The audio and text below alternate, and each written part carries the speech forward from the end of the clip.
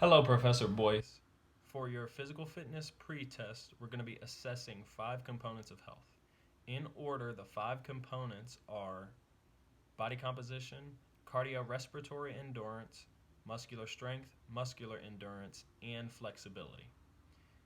The body composition testing, which will be the thing we assess first, will be a little bit different than we would normally do it. It will be less thorough due to our lack of proximity due to the quarantine and precautions taking in light of the corona epidemic.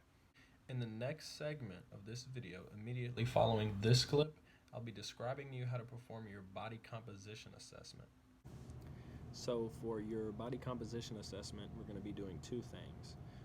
We're going to do a BMI calculation, and for that, all I will need you to do is take a height and a weight measure, and for each of those aspects, I want you to do 2 trials. So take your height twice, and then I'll average them out and everything, but take your height twice and your weight twice. And then in addition to this BMI calculation I'm going to do, I also want to do girth measurements at 2 sites specifically. We want to do a girth measurement around your neck and around your abdomen. Those are the 2 sites.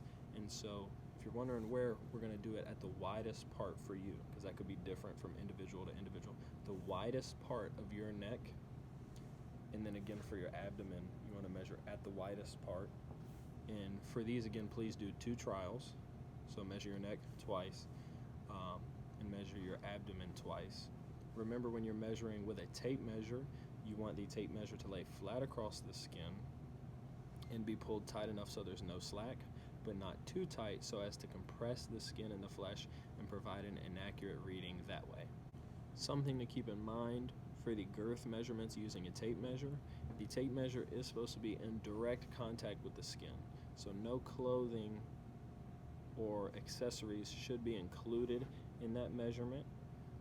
And also, you will need assistance with both of these measurements for them to be as accurate as possible. So if you can, please have a friend, relative, or maybe even a neighbor, if you're close with them, perform these measurements for you. For the second health component we're going to test, cardiorespiratory endurance, I want you to complete a 1-mile walk. Okay, and the parameters of this test are this. You're supposed to walk 1 mile, exactly 1 mile, and you're supposed to walk it as fast as you can at a steady pace. So that's one parameter, as fast as you can at a steady pace and without running. So the difference technically between walking and running is, in running there's a flight phase where neither foot and leg is on the ground. In walking, one of your extremities is always on the ground, right? One foot's always in contact with the ground. So you have to walk it as fast as you can at a constant pace. So probably like mall walking is what it'll look like, but you walk the 1 mile in as fast as you can.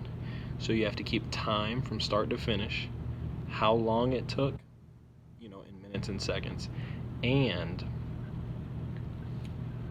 you need to record your heart rate soon after completing it, immediately after completing it. And you can use a real stopwatch or just a stopwatch feature on your phone. I would assume it has one of those. Radial pulse, just with 2 fingers. Find your pulse. You can do a 10-second pulse times it by 6, or 15-second pulse times it by 4. But we want to get your heart rate in beats per minute very soon after completing it. If you have mile-long distances marked in your neighborhood or your park for any reason, you can use those. I know the track that's on the 2nd floor in the Schaefer gym is 11 laps around that is 1 mile, so you could use that. The third health component we're going to assess is muscular strength. Specifically, it's upper body muscular strength. We're going to do a push-up test. Specifically, it's going to be the amount of push-ups you can do, maintaining proper form, consistent tempo until failure. Okay, so if you break tempo considerably, the test would be terminated. And when your form starts to suffer in a way that it's no longer proper, that would indicate that the test is over for you also. I'm going to provide some demonstrations and some cues about how to perform a proper push-up. But again, the parameters of this test is you just do push-ups until you can't do them anymore. I'm going to describe verbally proper push-up technique before I demonstrate it, so you know what to look for. Okay, you're going to start in the down position with your palms on the ground and your arms, elbow joints flexed in the lowered position, and you want to have your toes, your two large toes, pointing down to the ground. So your feet will already be in good push-up position. And when you begin to do the movement, you want to keep your body in a straight line from the back of your head down through your spine, hips, and legs. You want it to be a complete straight line.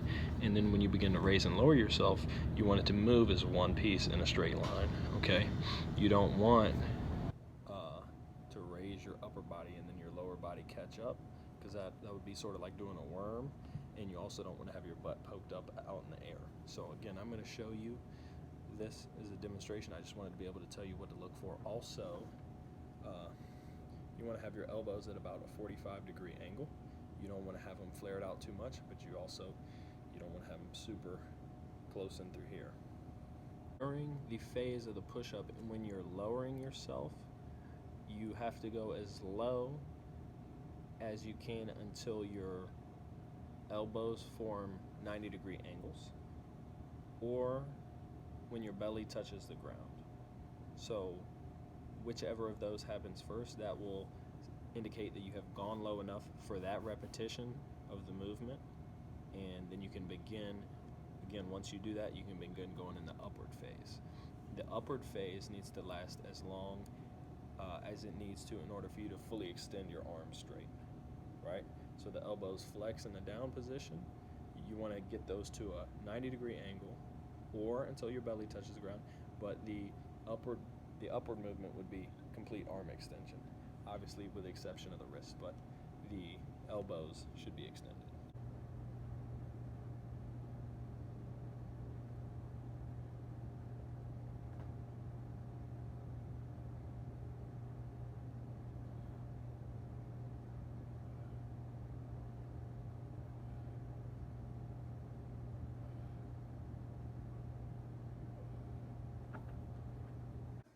The next health component we're going to test is muscular endurance. For this component, we're going to perform a sit-ups in a minute test, and the parameters of this test are to complete as many complete repetitions of sit-ups as you can in 1 minute. So you're striving to get the greatest quantity of complete repetitions, and you just do as many as you can.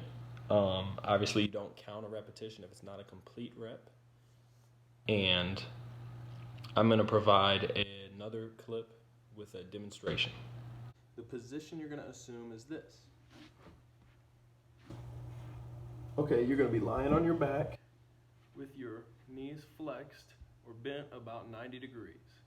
What you want to do with your hands and your arms is up to you. You can have them behind your back or on your chest.